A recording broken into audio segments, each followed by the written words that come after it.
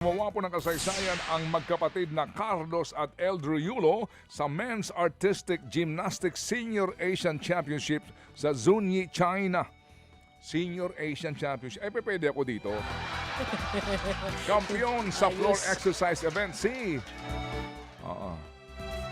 Sino? Si Kaloy ba ito? Sa double Olympic gold. Dali medyo may ano lang pro. Di bale.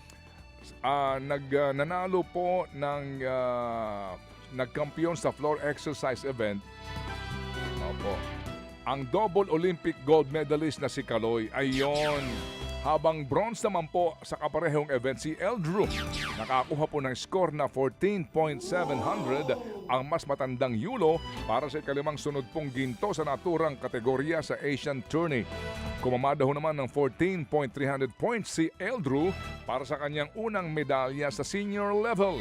Ito ang unang beses na nakatapat po naman ang dalawa sa seniors o nagkatapat ang dalawa sa seniors.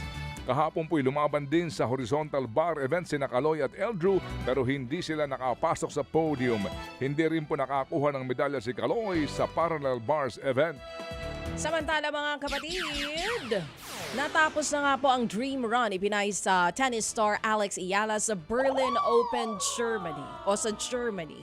Taupo si Ayala kay Linda Noskova ng Czechia, 6-2, 6-4. Malalakas at malilinis na tira po ang naging sangkalan ni Noskova para makabuo ng maagang bentahe. Bagay na nahirapan naman po ang ating pambato na habulin. Sa second set, mas agresibo po si Alex at nakakuha nga po ng 4-3 na lamang. Pero agad bumawi si Noskova matapos po ang tatlong sunod na puntos. Napataod naman ni Ayala si Donna Vekic, world number 2 Elena Rybakina at world number 8 Elina Svitolina bago napigilan ni Noskova ang Pinay.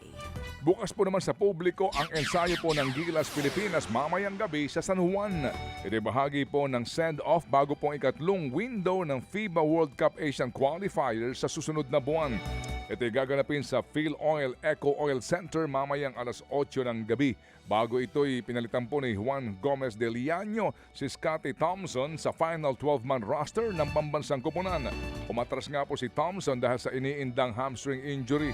Lalabanan po ng Gilas ang New Zealand sa July 3. Nako, lakas ng team na ito. Habang sa July 6 naman, ang laro kontra Australia. Nako, lakas din nito. Meron pong 2-2 win-loss record na ang Gilas sa ngayon. Abay, good luck.